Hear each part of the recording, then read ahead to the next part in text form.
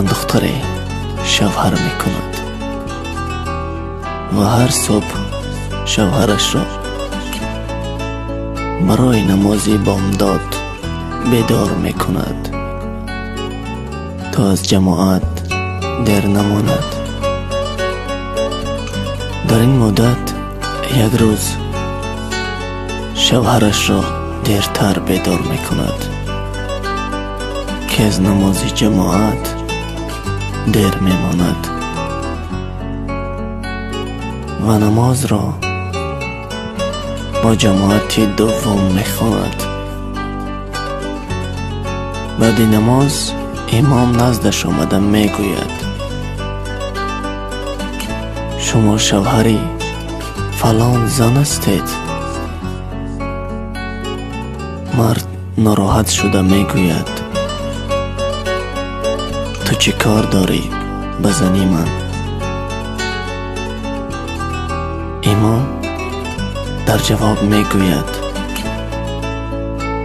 به خدا قسم خواب دیدم همه کسانی که امروز در جماعت اول بودند وارد بهشت شدند و در بینمان یک زن بود. گفتم این کی است؟ گفتند که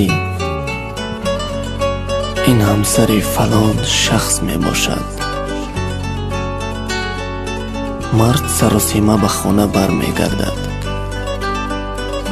تا خوشبختی را به همسرش برساند.